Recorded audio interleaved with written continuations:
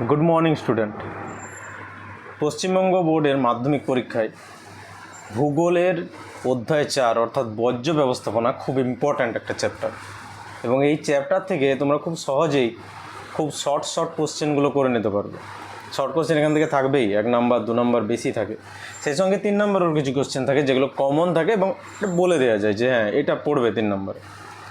কিন্তু short question এখান থেকে খুব ইজি হয় এবং খুব সহজেই পারা যায়। এখান থেকে যে 3-4টা নাম্বার থাকে এখান থেকে খুব ইজিলি নাম্বারটা তোলা যায়। খুব ইজি চ্যাপ্টার। তো তোমরা যদি আবার রিভাইজ শুরু করছো জিওগ্রাফির মাধ্যমিকের জন্য, তাহলে আমি রেকমেন্ড করব বর্জ্য পদার্থ দিয়ে শুরু করো। ঠিক আছে, খুব ইজি চ্যাপ্টার, পড়তেও খুব ভালো লাগবে এবং মনে থাকবে সহজ। তো আমিও ক্লাস শুরু করছি বর্জ্য পদার্থের চ্যাপ্টারটা দিয়ে। তার আগে বলে রাখি, আমি মোটামুটি বেশ কয়েক বছর ধরে টিউশন পড়াচ্ছি এবং আমি নিজেও পড়েছি সাবজেক্টটা। তো এ সম্পর্কে কিভাবে পড়লে একটা 90 অ্যাভাব নাম্বার আসবে জিওগ্রাফিতে, সেটা আমি তোমাদের গাইড করতে পারি। তো প্রথমত বর্জ্য ব্যবস্থাপনা এই চ্যাপ্টারটা খুব ইজি, আর আমাদের প্রথম সিঁড়ির ধাপটা কঠিন থাকে খুব। তো প্রথম সিঁড়ির ধাপটা যদি আমরা খুব ইজিলি পেরিয়ে যেতে পারি তাহলে আমাদের আত্মবিশ্বাস বাড়বে। তাই আমাদের প্রথম সব কিছু যেটা আমাদের সবচেয়ে ইজি লাগে সেটা দিয়ে শুরু করা উচিত। মোটামুটি 90%-এর উপরে সবাকারই এই বর্জ্য ব্যবস্থাপনার চ্যাপ্টারটা ইজি লাগে। তো চলো প্রথমে আমরা এই বর্জ্য ব্যবস্থাপনা সম্পর্কে জানার জন্য আমাদের একটা ধারণা চাই যে বর্জ্য পদার্থ কী জিনিস। প্রথমত এই যে বর্জ্য পদার্থ, এই বর্জ্য পদার্থ যেগুলো আমাদের ইউজ হয় না, আমরা যেগুলো ফেলে দিই, এই বর্জ্য ব্যবস্থাপনাটা কী তাহলে? এই যে আমরা যেগুলো ইউজ হচ্ছে না, আমরা ফেলে দিচ্ছি, সেই জিনিসগুলোকে আমরা যদি না ফেলে কোনো রকমভাবে সেগুলোর আবার রিইউজ করতে পারি কোনো রকমভাবে, সেটাকে আমরা ব্যবস্থাপনা বলছি। তো আমাদের এই চ্যাপ্টারটা এটা নিয়ে বর্জ্য পদার্থ এবং ব্যবস্থাপনা। তো প্রথমে আমাদের বর্জ্যের উদাহরণ, বর্জ্য কী এবং কোন কোন বর্জ্যের উদাহরণ কী কী, এখান থেকে একটা কোশ্চেন আসে। তো এই জিনিসটা একটু ভালো করে দেখতে হবে যে বর্জ্য পদার্থের উদাহরণগুলো কী কী, যেমন বর্জ্যের উদাহরণ, বিষাক্ত বর্জ্যের উদাহরণ, তেজস্ক্রিয় বর্জ্যের উদাহরণ, চিকিৎসা সংক্রান্ত বর্জ্যের উদাহরণ, এগুলোর থেকে কোশ্চেন আসে। তো প্রথমত আমাদের বর্জ্য কী, যে কোনো গৃহস্থালির হোক বা ঘরবাড়ির হোক, কৃষি শিল্পের বাণিজ্যিক কাজকর্মের হোক, যে কোনো যে জিনিসগুলো অপ্রয়োজনীয় এবং অব্যবহার্য, যেগুলো ফেলে দিতে হয়, সেগুলোকে আমরা বর্জ্য বলি। এবং এই বর্জ্যের যদি আমরা প্রধান উৎস দেখি, কোথা থেকে বর্জ্য পাই, আমরা দেখতে পাচ্ছি যে গার্হস্থ্য বাড়িঘরের বর্জ্য, কৃষিজ বর্জ্য, কৃষিকাজ করে যে বর্জ্য পদার্থগুলো পাওয়া যায়, যেমন মাঠ থেকে কী পাওয়া যায়, কীটনাশকের বোতল, সেই সঙ্গে নানা যে রাসায়নিক সারে ধোয়া জল, এই জিনিসগুলো কৃষিজ বর্জ্য পদার্থ। যে ফসলের যে উদ্বৃত্ত অংশ থাকে, যেমন খড়ে, ধানের ক্ষেত্রে পোয়াল থাকে, আলুর ক্ষেত্রে আলুর গাছগুলো, তো এই যে জিনিসগুলো এগুলো হচ্ছে কৃষি জগৎ।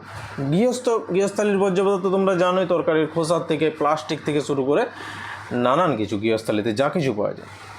শিল্প বর্জ্য, যেটা কলকারখানা থেকে পাওয়া যায়, যেমন সেখানকার ধোয়া জল, সেই সঙ্গে বিভিন্ন কেমিক্যালগুলো যেগুলো বেরিয়ে আসে।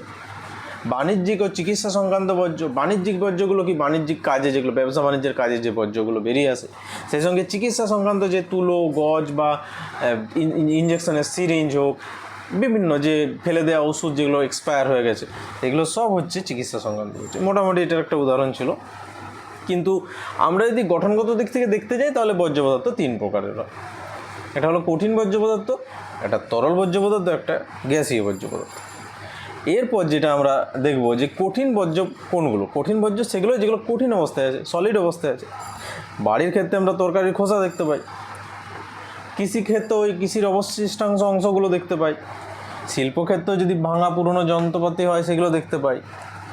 এছাড়া ফ্লাই অ্যাশ পাই তাপবিদ্যুৎ কেন্দ্র থেকে, কিছু পুরনো টায়ার পাই, নির্মাণ কাজেও তাই ভাঙা অ্যাডভেস্টার, এইসব আমরা পেয়ে থাকি। তরল বর্জ্য পদার্থ, এই একটা উদাহরণ আছে। তরল বর্জ্য পদার্থ কী? তরল বর্জ্য পদার্থ হচ্ছে এমন জিনিস যেগুলো লিকুইড অবস্থায় থাকে। মেনলি ধরো কোনো কিছু একটা এক্সপায়ার হয়ে গেছে, ফেলে দেবে, ওষুধ হোক, সিরাপ হোক, এই জিনিসগুলো তরল বর্জ্য পদার্থ। এবং গৃহস্থালিতেও অনেক কিছু থাকে, যেমন জল থাকে, নোংরা জল, সেই সঙ্গে কলকারখানার যে তরলগুলো বেরিয়ে আসে সেগুলো, বিভিন্ন তেল যেগুলো খারাপ হয়ে গেছে সেই সব জিনিসগুলো। এরপর আছে গ্যাসীয় বর্জ্য। গ্যাসীয় বর্জ্য তোমরা দেখতেই পাচ্ছ সবসময় বাতাসে থাকে এবং বায়ু দূষণ ঘটায়। তো গ্যাসীয় বর্জ্য পদার্থের মধ্যে ইম্পর্ট্যান্ট যেগুলো হলো সেগুলো হচ্ছে যানবাহনের ধোঁয়াগুলো, যেমন SO2, NO2, এইসব জিনিসগুলো, nitrogen oxide, sulphur oxide, carbon dioxide, carbon monoxide, এইসব জিনিসগুলো হচ্ছে গ্যাসীয় বর্জ্য পদার্থ। এই দুটো ছাড়াও বিষক্রিয়তা অনুযায়ী আমরা দুভাগে ভাগ করতে পারি। এখানে তোমরা এটা দেখতে পাচ্ছ যে অবস্থা অনুযায়ী কঠিন, তরল, বায়বীয় বা গ্যাসীয় আমরা পেলাম। উৎস অনুযায়ী আমরা গার্হস্থ, শিল্পজাত, কৃষিজ এবং চিকিৎসাজাত পেলাম। এবং এখানে প্রকৃতি অনুযায়ী দুটো দেওয়া আছে। এটা বলার আগে আমাদের বিষক্রিয়তা অনুযায়ী দুটো বলতে হবে।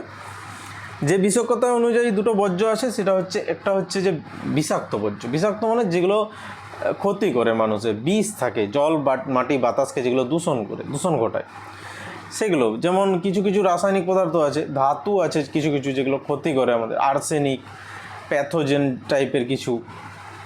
এই বর্জ্য পদার্থগুলো আমাদের বিষাক্ত বর্জ্য পদার্থ। কিছু কিছু আছে পরীক্ষাগার থেকে যেগুলো বেরোয়, কেমিক্যালগুলো, কৃষিজাত দ্রব্য থেকে, DDT, অল্ড্রিন, এইসব, এগুলো হচ্ছে সব বিষাক্ত বর্জ্য পদার্থ। পারদ, সীসা, ক্যাডমিয়াম, আর্সেনিক, ফ্লুরাইড, এইগুলো, ডায়োক্সিন, এগুলো হচ্ছে হ্যাজার্ডাস বর্জ্য নামে পরিচিত। ঠিক আছে, এটা তোমরা যদি চাও নোটস করতে পারো সাথে সাথে। হ্যাজার্ডাস বর্জ্য কোনগুলো? হ্যাজার্ডাস ওয়েস্ট বলা হয় এই বিষাক্ত বর্জ্য, যেগুলো অ্যাকচুয়ালি আমাদের পরিবেশকে দূষিত করে বেশি করে, সেগুলো বিষাক্ত বর্জ্য পদার্থ।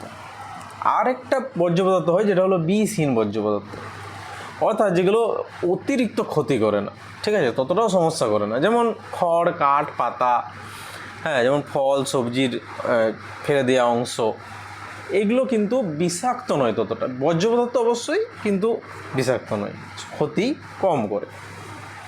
এরপর যেটা ইম্পর্ট্যান্ট, যেটা মাঝে মাঝে পার্থক্য দিয়ে দেয়, তো এটাকে আমি পার্থক্য করা আছে তোমাদের দুদিকে। এবং এই যে জৈব বর্জ্য এবং জৈব বিয়োজ্য এবং জৈব অবিয়োজ্য, বা আমরা আলাদাভাবেও বলতে পারি জৈব ভঙ্গুর এবং জৈব অভঙ্গুর, এটা ছেড়েও আমরা আলাদাভাবে বলতে পারি জৈব বিশ্লেষ্য এবং জৈব অবিশ্লেষ্য। মানে দুটোই জৈব, জীব থেকেই তৈরি হয়, কিন্তু একটা ভাঙা যায় এবং একটা ভাঙা যায় না। তো এই ধরনের বর্জ্য পদার্থগুলোকে আমরা আলাদা করে যদি জানতে চাই, পার্থক্য দেখতে চাই, কারণ এটা ইম্পর্ট্যান্ট মাধ্যমিকের জন্য এবং ক্লাস 10-এর জন্য ইম্পর্ট্যান্ট এটা। তো জৈব বিয়োজ্য বর্জ্য কোনগুলো?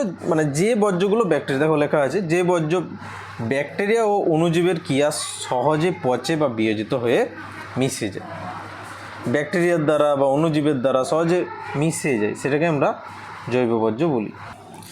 তো এই জৈব বিয়োজ্য বা জৈব বিশ্লেষ্য বা জৈব ভঙ্গুর যেগুলোকে বলি, সেগুলোর কি উদাহরণ হতে পারে? খাদ্যের উচ্ছিষ্ট এবং রান্নাঘরের বর্জ্য পদার্থ, মানে গৃহস্থালিতে যেগুলো পাওয়া যায়, কাগজ, কাঠের গুঁড়ো, পাতা, ঘাস, গাছের অংশ, গোবর ও কৃষিজ বর্জ্য, এগুলো হচ্ছে জৈব বিয়োজ্য। এটার ইংরেজি হচ্ছে বায়োডিগ্রেডেবল, অর্থাৎ যেগুলোকে ভাঙা যায়। জৈব অভঙ্গুর বা জৈব অবিয়োজ্য যেগুলো, বা নন বায়োডিগ্রেডেবল যেগুলো, বা আমরা বলতে পারি অবিশ্লেষ্য যেগুলো, সেগুলোকে সহজে ভাঙা যায় না। তো ব্যাকটেরিয়া, অণুজীব এগুলোকে ভাঙতে পারে না সহজে, বিয়োজিত হতে অনেক সময় লাগে। যেমন প্লাস্টিক, পলিথিন, এগুলোকে সহজে মাটির সাথে মেশানো যায় না, ব্যাকটেরিয়া পারে না। কাঁচ, সিরামিক, কিছু কিছু ধাতু, রাবার এবং ইলেকট্রনিক যে বর্জ্যগুলো আছে, ব্যাটারি, তার, বিভিন্ন কর্ড, তাছাড়া যে সি টাইপ বা যে টাইপের চার্জার, এই সব জিনিসগুলো অবিশ্লেষ্য আর কি, যেগুলোকে ভাঙা যায় না। তো এটা ইম্পর্ট্যান্ট। মোটামুটি পার্থক্য যদি সেভাবে করতে চাও তাহলে বলতে হবে যে সহজেই জীবাণু বা ব্যাকটেরিয়া যেগুলোকে ভাঙতে পারে সেগুলো জৈব বিশ্লেষ্য বা ভঙ্গুর, যেটাকে ভাঙতে পারে না সেটা জৈব অভঙ্গুর। অন্যদিকে উৎস কী কী? কৃষিজাত বর্জ্য পদার্থগুলো হলো জৈব ভঙ্গুরের উৎস, বা গৃহস্থালির যে সবজির খোসা সেগুলো। আর জৈব অভঙ্গুর কোনগুলো? এই বিশেষ করে ইলেকট্রনিক দ্রব্যগুলো, সেগুলো জৈব অভঙ্গুর। আর পরিবেশের ক্ষতি করে কোনগুলো? জৈব ভঙ্গুরগুলো পরিবেশের সেভাবে ক্ষতি করে। তো এইভাবে পাওয়া যায়। এছাড়া ছোটোখাটো যদি কিছু বর্জ্যের উদাহরণ দেওয়া যায় তাহলে বলা যেতে পারে যে সিমেন্ট শিল্প থেকে ধূলিকণা, তাপবিদ্যুৎ কেন্দ্রের ফ্লাই অ্যাশ, বা কম্পিউটার, ডিস্ক, সেলফোন, টিভি, এগুলো বর্জ্যগুলো যেগুলো ইলেকট্রনিক্স বর্জ্য। যেমন কৃষিজ বর্জ্য যেগুলো আছে সেগুলো কী করে? জলে অক্সিজেনের পরিমাণ কমিয়ে দেয়, ইউট্রিফিকেশন সৃষ্টি করে, কীটনাশক সার ইত্যাদিগুলো। পৌরসভায় কিছু বর্জ্য পাওয়া যায়, যেগুলো শহরে পাওয়া যায় মেনলি, সেগুলো পৌরসভার কিছু বর্জ্য আছে। চিকিৎসা সংক্রান্ত বর্জ্য আছে, যেগুলো অপারেশন থিয়েটার থেকে বেরিয়ে আসছে, বা ইঞ্জেকশনের সিরিঞ্জ, স্যালাইনের বোতল, ওষুধের প্যাকেট, রক্তমল, এইসব জিনিসগুলো। আর তেজস্ক্রিয় বর্জ্য, এটা একটা ইম্পর্ট্যান্ট, বিভিন্ন ক্ষেত্রে পড়ে। তেজস্ক্রিয় পদার্থ কোনগুলো? ইউরেনিয়াম, রেডিয়াম, থোরিয়াম, প্লুটোনিয়াম, এইসব জিনিসগুলো। এই জিনিসগুলো প্রধানত পারমাণবিক বিদ্যুৎ কেন্দ্র, নিউক্লিয়ার রিয়েক্টর বা পারমাণবিক অস্ত্র যেখানে তৈরি হয়, গবেষণা কেন্দ্র, এখান থেকে পাওয়া যায়।